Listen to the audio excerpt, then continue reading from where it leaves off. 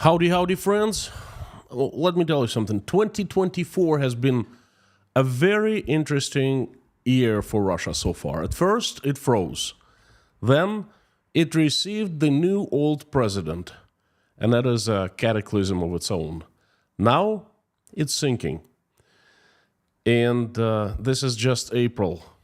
What about the supreme leader, Vladimir Putin? It seems like he's been washed away. Howdy, howdy. My name is Konstantin, and welcome to Inside Russia, where usual Russia is explained by the unusual Russian.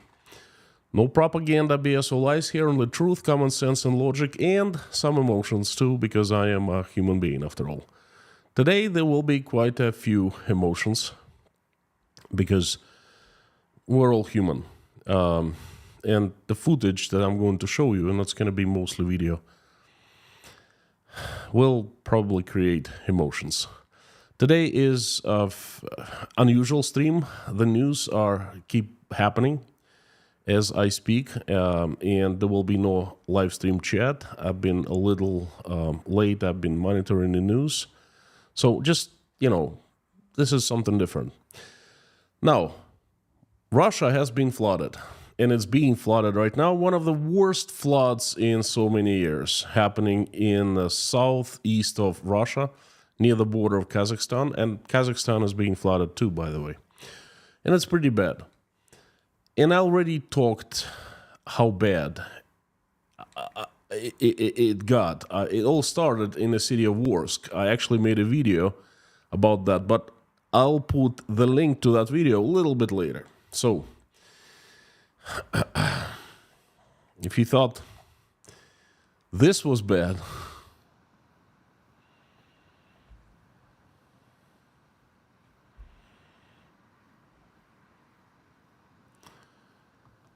or if you thought this was bad,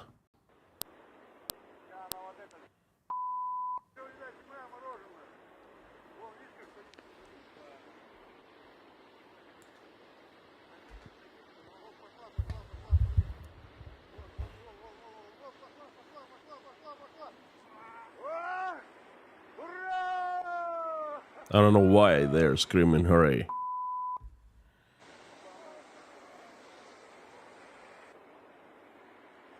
So if you think that was bad, think twice, because it's getting worse.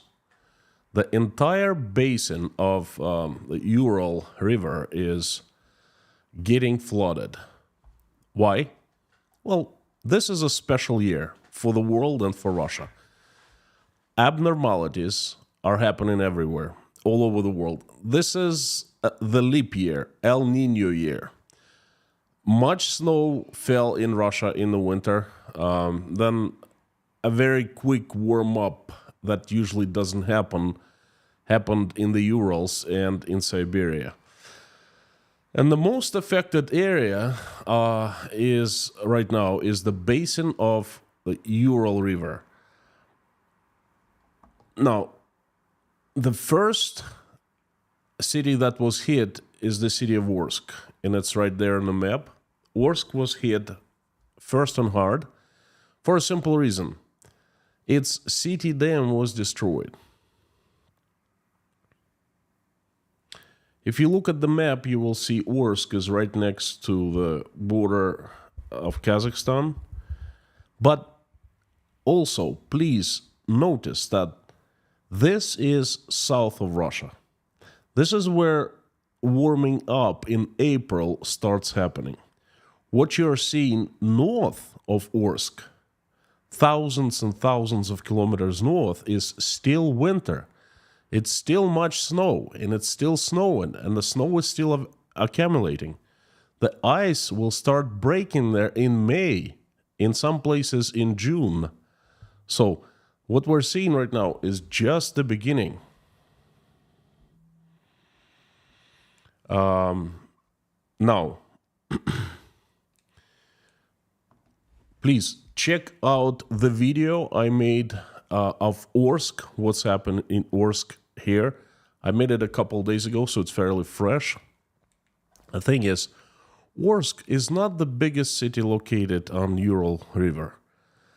It's called, in Russian, it's called Ural, Reka Ural, Ural River. Couple 100,000 people, Orsk. Orenburg is being hit hard next. And, well, look at city of Orsk. This is the summary of what happened to it. Very nice houses, too. The next is the city of Orenburg. If you look closer to this map, you will see that Orenburg is down the stream from the city of Orsk. Orenburg is a bigger city. It's 500,000 people, and it's the capital of Orenburg province, obviously. And this is what's happening in Orenburg right now.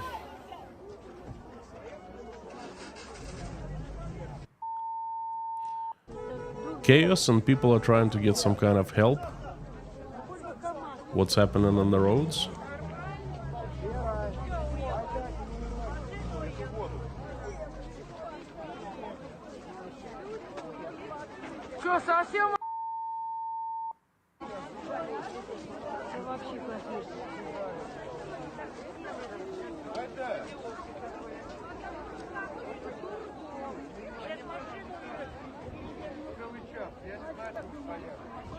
Notice who is in the crowd.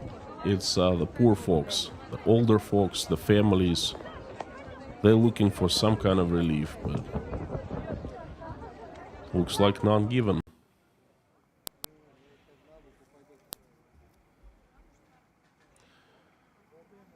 This car simply sank.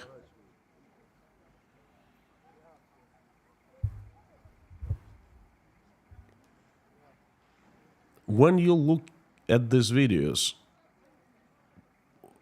make sure you understand one thing. See how many authorities are there. How many authorities on the roads helping, saving people, providing some kind of assistance. Count them. Write them down.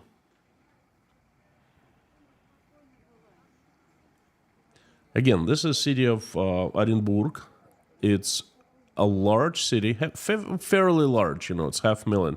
550,000 people live there. And, well, that's what they're doing right now. They're having their cars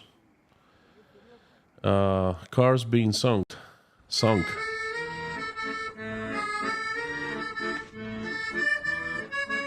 people,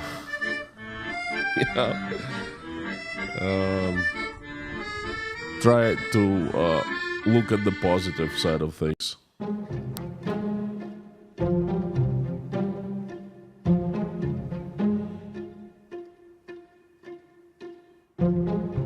This video shows how the flooding was happening, how the water was rising.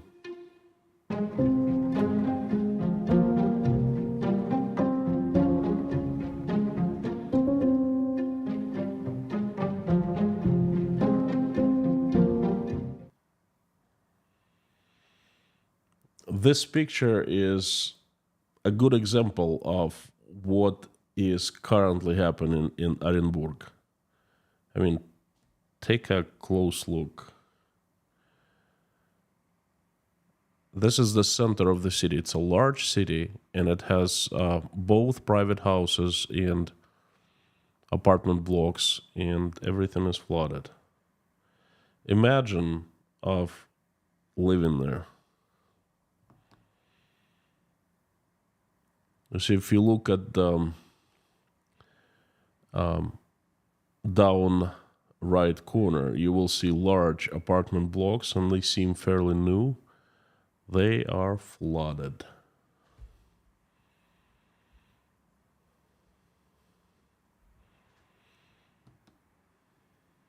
Closer look. I think it's a different angle of the same place. Those roofs appear to be, roofs of very large buildings, facilities. Look what happened to them. Look how much water there is.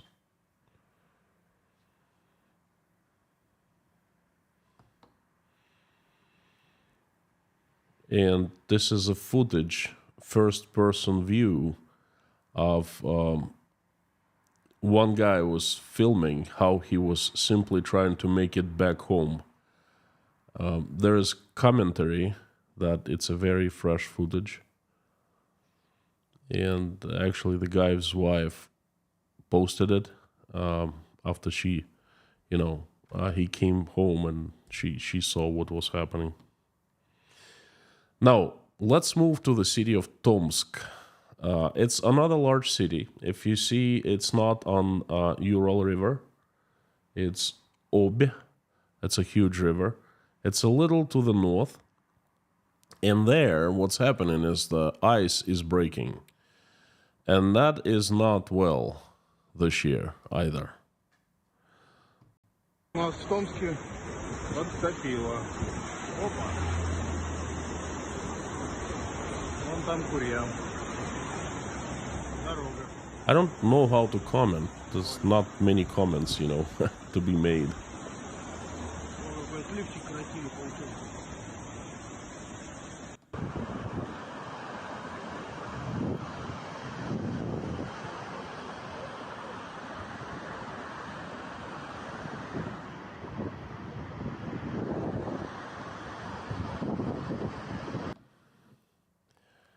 This is a long video, but it gives you a pretty good idea of what's happening in the city of Tomsk right now. It's a drone footage, drone flying and filming. First of all, it's a pretty good picture of what a rural provincial Russia looks like, what kind of houses, what kind of infrastructure exists. Again, this is not a village, this is a city.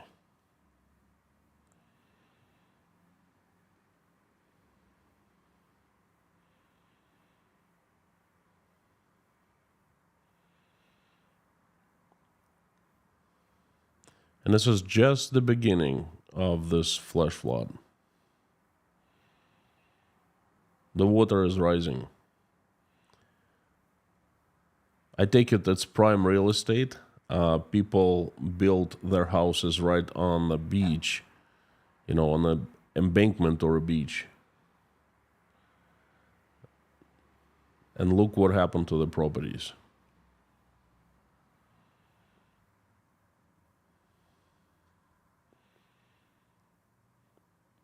The drone is flying a little higher, so we can see far.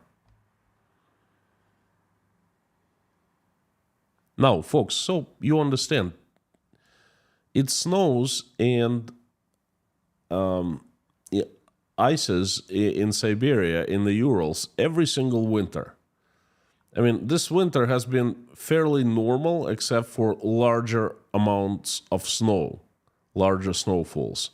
But this happens every single year. Although flash floods like that don't happen.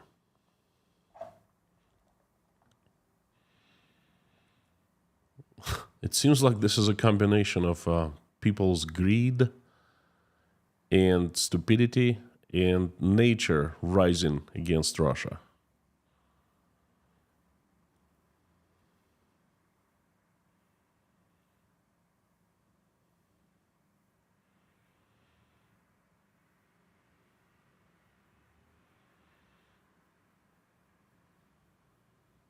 Most of those houses closer to the river, they're completely submerged, flooded.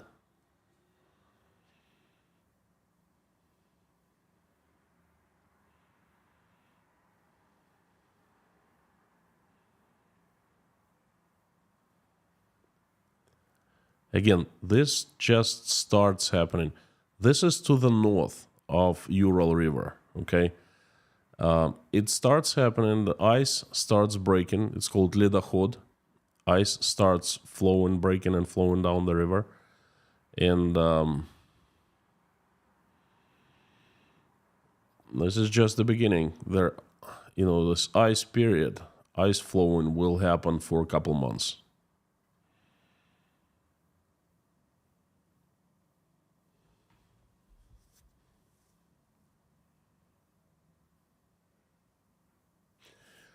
Clearly this is not the richest part of the city, and I feel really bad for these folks. Seems like a lot of them have lost everything, and not like they did have much in the first place, but everything is gone.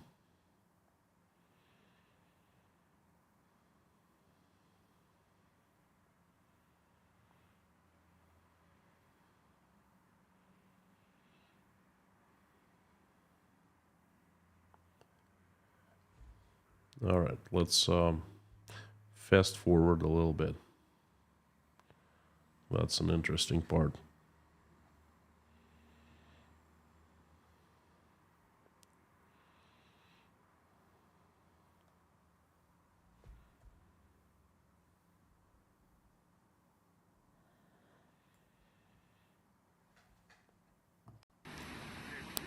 Going to the next scene, and this is very Russian. This is not a very safe situation happening right then. And folks just coming to take a peek. Well, good luck, fellas.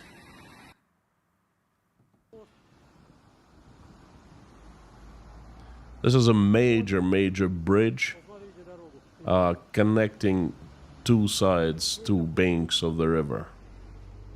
And there are concerns about this bridge now.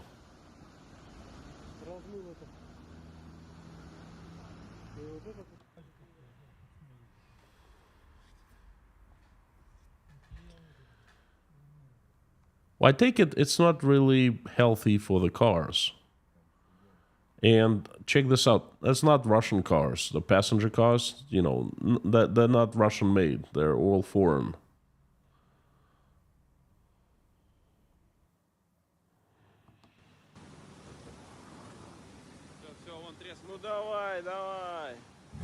Boom.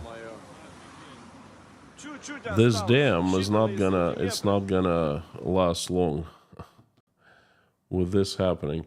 This is an interesting time lapse of how water was rising.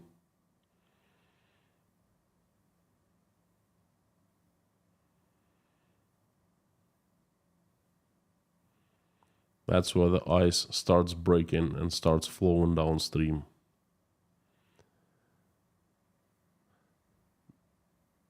Now see how high the water is.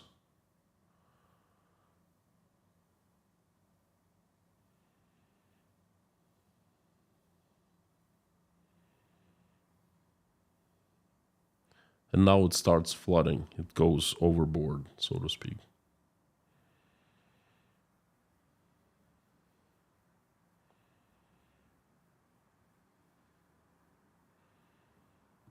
That was footage from National Park, and this stuff is pretty scary. It shows you the mighty powerful. Let's do that again. Mighty powerful force. The nature in Russia. Russia, what you're looking at right now is pretty much like Canada. And this is the protesting. And I'd like to tell you a little more about this, okay? The Russian government and Russian propaganda, they're not saying much about what's happening. There are news, of course, but they are scarce. Another year, another natural disaster, so to speak. Not a big one. No people died. Don't worry about it. It's somewhere far away in the Urals.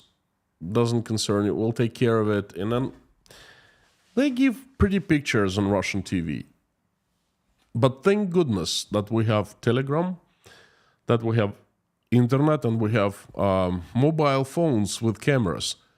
Thank you, iPhone. Thank you, Samsung. Thank you, Android phones with good cameras. Thank you, because thank to people who are right there where everything is happening in the middle of it. They film and we see what's happening. We're seeing 1,000 words. One picture is better than 1,000 words. One video is better than 1,000 pictures. So Russian government is keeping silent about it and see what's happening.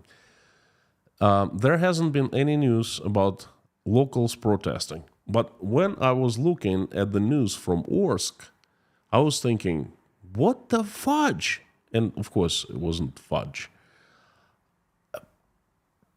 This is no relief, no help. Did you notice how many cops you saw in the pictures, in the videos?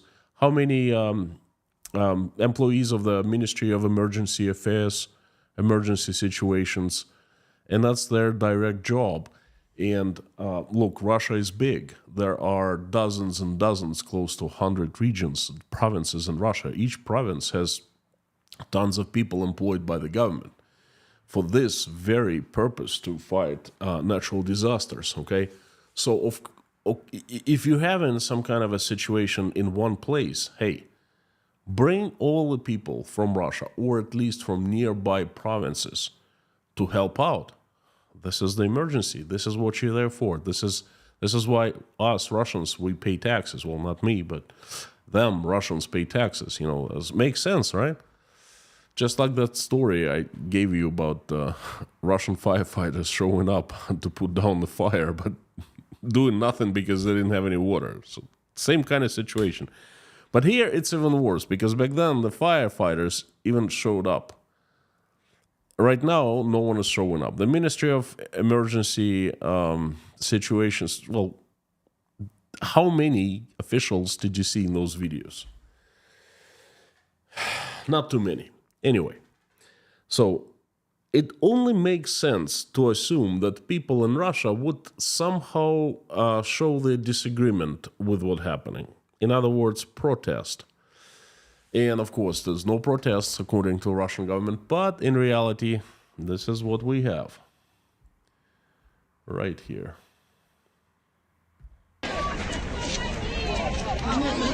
These people are appealing to Putin. Putin, please help. Putin, help. Putin, help.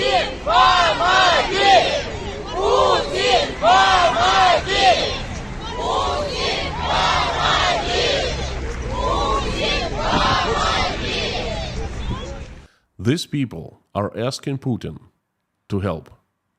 They're begging for help. They shouldn't be begging. They should be ordering, commanding, demanding, because it's their tax money that the help is supposed to be, that's what the help is paid for, and it's supposed to come. But instead, they are begging Putin, Putin, please help. They believe in good Tsar. They believe that Putin will help. Anyway, some people are not so peaceful. Some people are not so pacified.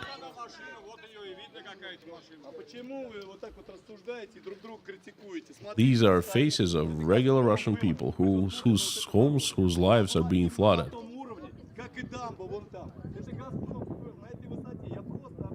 And that's an official. Well, again, that's not any rescue employee or not, probably local bureaucrat. And he's trying to convince people that everything is all right. And you can't do that, buddy. You can't. This is their lives. This is their livelihood. Their houses. They understand what's going on. They know the water is coming. They know that you're not doing anything, not providing any kind of assistance. And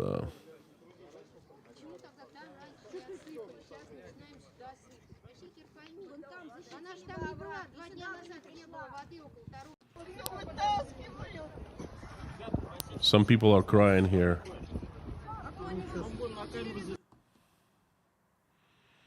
And somebody was filming a large protest on the street, and they were doing it covertly, probably afraid of KGB.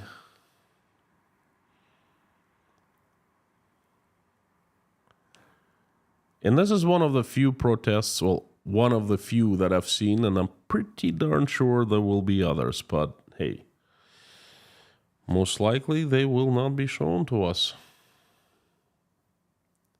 Well, they will be not shown to regular people, but us, we will see them. I'll show them to you. Now, folks, again, Russian provinces, large regions of the country are being hit by natural disasters. It seems like, well, why? Why does it happen?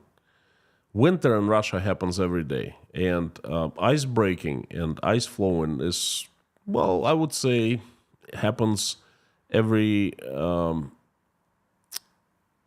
spring with a probability of 102%. So it's not like these Russian authorities were caught unknown, but they were certainly caught unprepared. And in my opinion, this what has happened happened to two reasons. First reason is, like I said, it seems like the entire Mother Nature is rising against Russia. And there's not much can be done with this, okay? Leap year, El Nino year, I don't know, big snow year in Russia, whatever happens, it's natural. But what can be done is maintenance.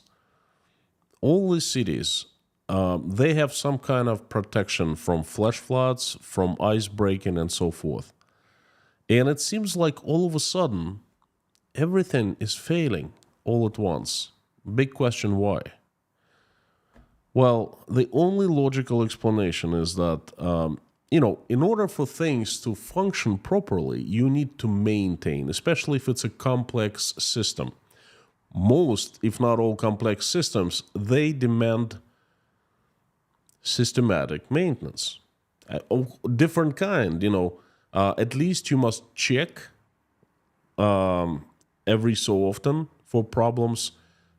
If it's machinery that you must maintain, oil, replace parts, and so forth, it's things like bridges and dams, you have to inspect them. And in case something needs to be fixed or reinforced, you got to do that. So how come everything is falling apart in Russia all at once in 2024? Remember those disasters a couple months ago when people didn't have heat in the midst of Russian winter? They didn't have hot, cold water, didn't have anything, And some still don't, by the way. And now, floodings. And the government officials, they're nowhere to be seen. Why is that so? Well, perhaps it's because Russia, as some people say, is doing mighty fantastic economically. Most likely it's because there's so much money that the Russian government has that, it floods all the maintenance with money. There's so many people this year, maintenance people. It's just larger amounts of people than usual are working on the problems. Perhaps that's why. Well, of course, I'm joking. You understand I'm being sarcastic. It's just some people are saying, well, look at Russia. Everything's fine. Everything's great. Everything's going according to the plan. The food stores have plenty of food. There's no shortages. And look, Russia's doing better than ever. Well, this is your better than ever. This, my friends, is your better than ever. Take a good look at it. This is Russia is doing mighty fantastic.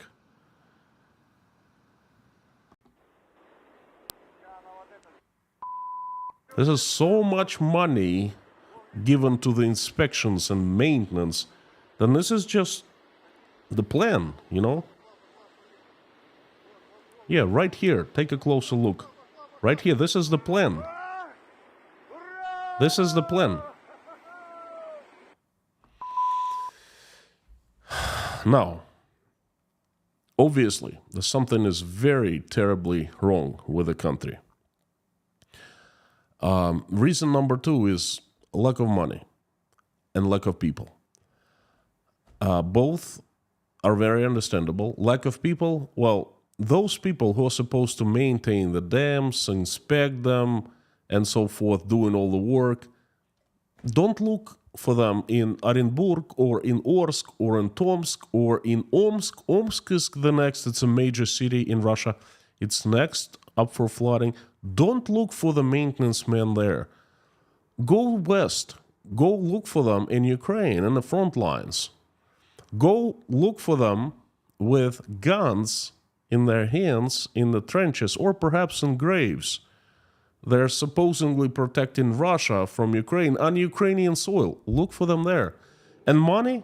Well, money, that's where it gets interesting. Money, you can also not even try looking in Orsk, Omsk, Tomsk, Orenburg for all that maintenance, new construction, and so forth, fixing upgrades. No.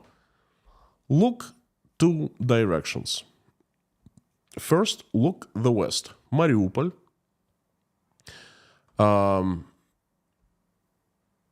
Donetsk, Luhansk, part of Kharkov province. Look there, because that's where all the money are taken, and Russian government is trying to create some kind of a picture that is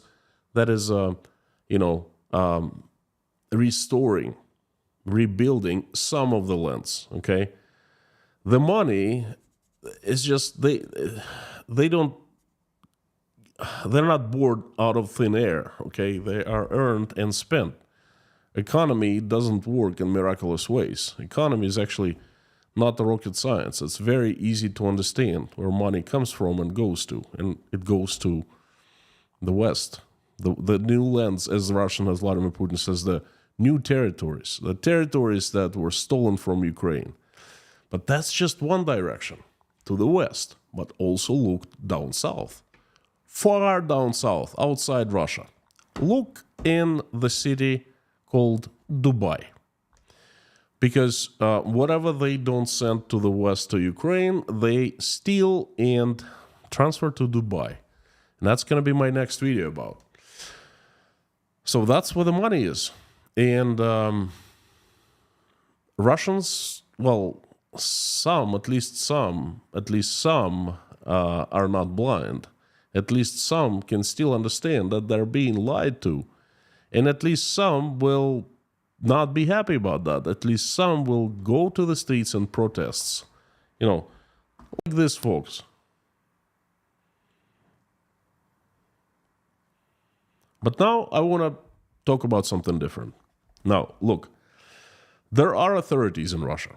They're supposed to be controlling the situation, and they're supposed to be helping, assisting, people, the citizens. And there's an agency of Russian government that was created specifically to help in situations of emergency. In America, such agency also exists, and it's called FEMA. In Europe, most likely in every country, also an agency like this exists.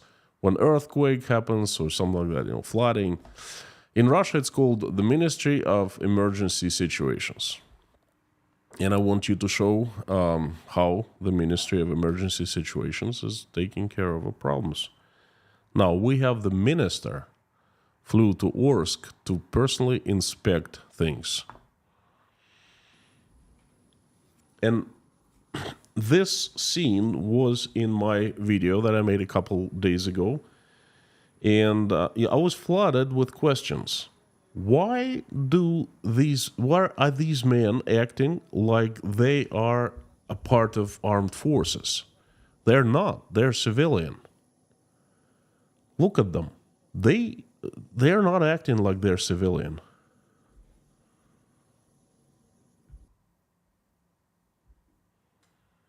Look. Civilians, they don't act like this.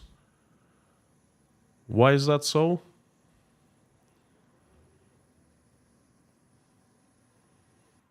Because they're not civilians. They're not. Guess who they are? Just take a wild guess. This guy, his last name was Kurenkov, he's the minister of emergency situations of Russia. He is, I think you know by now, he is the KGB officer. He used to be a part of, a higher officer at the Secret Service.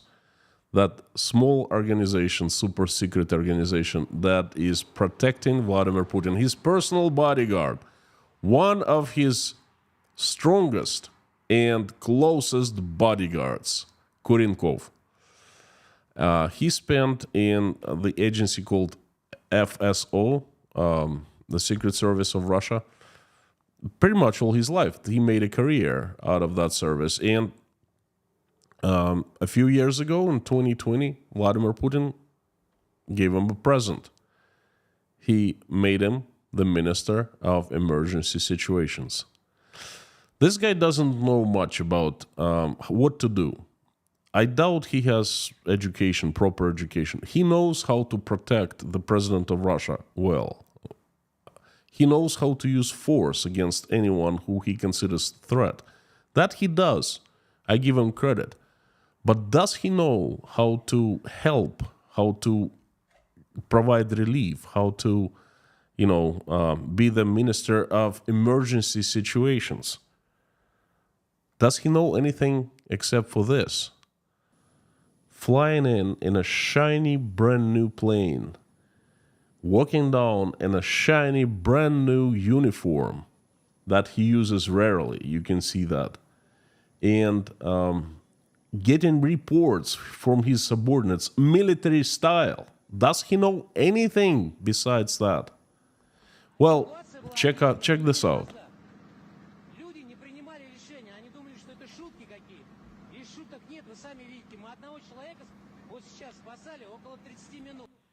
Kurenkov flew to Orsk a few days ago, and he inspected the streets, and the first thing he did, he started blaming people. He started doing the best he knows. He started doing the thing he knows best. He started blaming people, saying, it's their fault. We warned everyone to evacuate a week ago, and they didn't. And you see, that's not jokes. This is real stuff. Well, he lied because no one was telling people a week prior to evacuate. There are so many witnesses there saying it's lies. No one told them to evacuate. But that's all this guy knows. Unfortunately, this what the top guy in the country who's supposed to take care of emergency situations, who's supposed to fly in on to where the situation is happening and show example of bravery, courage, show the best qualities to give people confidence. Instead, he blames people. It's their own problem,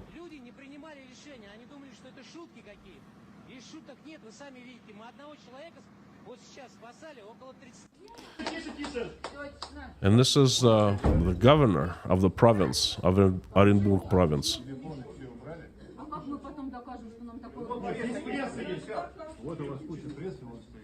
Everyone take your telephone away. We came to speak to you. Take your telephones away. The big boss, the governor of the province. People were trying to get his attention for quite a few days, and finally he showed up. Finally, he felt mercy to the people. He just wanted, he showed up to speak face to face to some of them. And the first thing he did, he said, everyone take your telephone away. Well, tells you a lot about the governor. And then later he blamed people. Well, he blamed the situation for not being able to take vacations. He said that he had booked vacation before, 2-week vacation, and he had to cancel it because of this emergency situation. No crap, genius. You had to cancel it, yeah. Someone needs to cancel your job.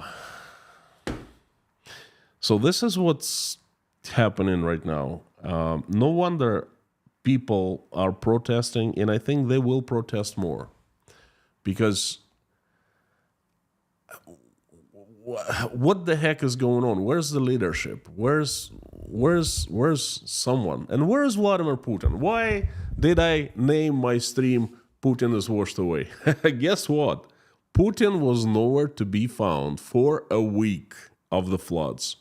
And then a couple days ago, he appeared in the news, not live, but there was a recording. He was talking to some ministers, and he asked, what's going on in Orsk, Orenburg, on the Ural River. And they said, well, we're dealing with the situation. Said, okay, I'm monitoring. And then in the news, Peskov, his press secretary, and Russian propaganda, spread this news all over Russia that Vladimir Putin is monitoring the situation. Nice, monitoring. Okay, that's all we saw Putin for one short time. Well, makes sense, right? He has nothing to worry about. The elections are over. I told you many times that the sugarcoating was off and is off in Russia, and they don't need to sugarcoat anymore. Someone is flooded, it's their problem. It's their responsibility to help themselves. Someone is, fires, it's their responsibility to put down fires. And Putin is showing that. It appears that he's been washed away. Perhaps he's worked hard recently, the election, although he didn't do much. He didn't show up in public much, but hey, who knows? Perhaps he needs vacation, a long one. It's not like the country is invading another country and there's thousands of people die perhaps every day. And no, nothing like that is happening, Of course, Vladimir Putin needs to rest. Well, he's not the youngster anymore,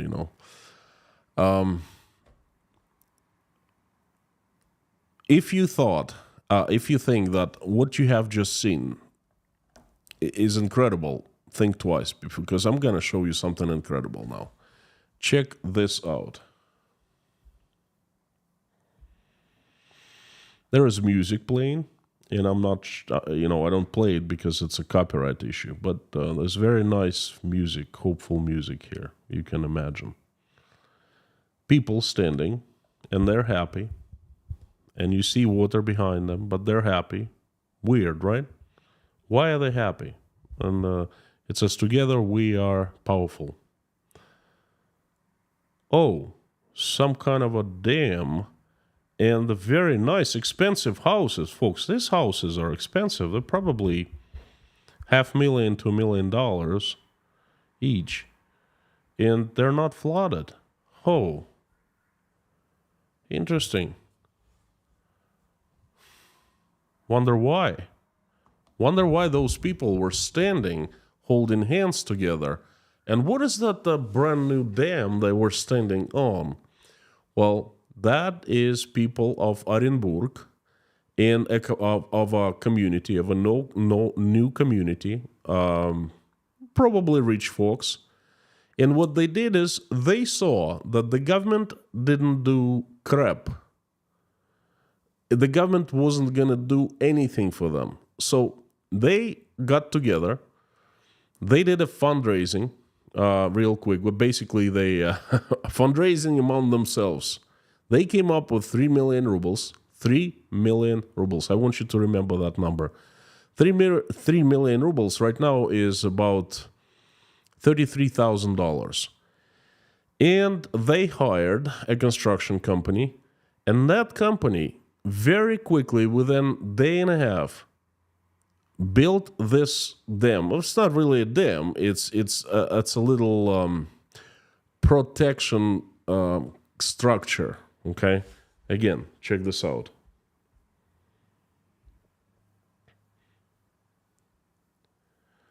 You see, it's dirt. Probably a couple bulldozers came and pulled dirt and made a little protective structure out of it.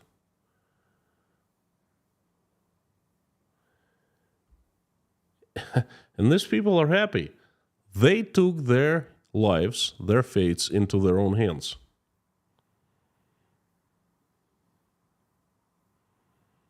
They saved their houses.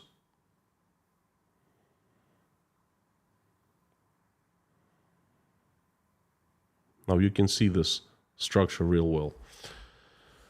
Well, folks, good, right? These people are being threatened by the officials of Orenburg province or Orenburg city for constructing this dam illegally. These people are being threatened with hefty fines and possibly prison time. I kid you not. I said, if you think that what you saw was crazy, think twice. And this is what it is. These people who did something by themselves, they didn't ask for a penny, for a ruble, for a kopeck from the government, Russian government. They came up with money themselves. They protected their homes. They're being threatened, harassed. Most likely, the government in the future will take some legal actions against these people. If you think that Russia hasn't become mad circus, think twice. It has. At the end of the stream, I want you to show another video that I showed you already, but it has a new meaning. Check this out. А если гребень плотины выдержал, а ее стало подмывать снизу, причем This ее is the стало general подмывать, contractor видимо, who заранее. built the dam В that чем was здесь destroyed. проблема? Плохо сыпали? Вот это для меня тоже загадка. И остался только фактор грызуны, которые могли эту дамбу проточить. И этой 2-3 сантиметровой дырочки, отверстия, Look at the faces of the TV hosts. хватило бы, чтобы вода пошла. Сергей Васильевич, вы меня, конечно, простите, пожалуйста. То есть мы строим за миллиард дамбу, которые грызуны прогрызли. Как это вообще возможно? Now, there was a live interview a few days ago, and the TV hosts, they probably don't understand much in engineering and dam constructions, but they were questioning this fella, the owner of a company, the general contractor who built the dam that was destroyed. It wasn't destroyed. It fell apart. Okay, and he told them, I don't know what to tell you. It's the rodents. Must be the rodents, because what else can happen to the dam? The rodents. This is the work of the rodents. And А если гребень плотины выдержал, а ее стало подмывать снизу, причем ее стало подмывать, видимо, заранее. And that's a Russian propaganda person. Вот это для меня тоже загадка. She knows her stuff. She knows her craft. She knows how to stay cool. See her face. И этой 2-3 And this guy too. дырочки. Unexpected, right? So anyway, rodents did that. Okay. Now I absolutely have the answer. What kind of rodents are responsible and guilty for the destruction of this dam in Orsk? I and we in Russia, now we know the rodents. We have identified them. We know their faces, we know their names, and we know where the rodents are right now, and we know the path that the rodents, kind of went to. And tomorrow, I will make a separate stream on these rodents that are responsible for damaging Orsk Dam. Please come tomorrow. It's going to be a very good stream, very revealing. There will be lots of footage again. Not just me talking. I'll be showing you the rodents. It's going to be fun. And I remind you again that news keep happening right now. It's breaking, and most likely it will not stop soon, because spring is just beginning in the Urals and in Siberia, and the ice breaking and ice flowing will be happening for good 2 months at least. And I think everyone who lives in Canada will understand what I'm talking about, because I think Canada is the same situation in Russia. So, by the way, every single day I carefully select 9 news and that I find very important and that matter. I give my commentaries and analysis, and I make them available to patrons at patreon.com and to sponsors of YouTube channel Inside Russia. So if you want to know what's happening, if you want to be in the know of current news, if you don't want to wait until following Friday, sign up to become a Patreon at patreon.com, and now you will see everything that is happening that I basically see. And thank you so very much for coming. I would like to invite you to watch another video I made of how I was leaving Russia forever and I was documenting. The link is right here. Thank you so very much. I'll see you tomorrow. We'll talk of the rodents.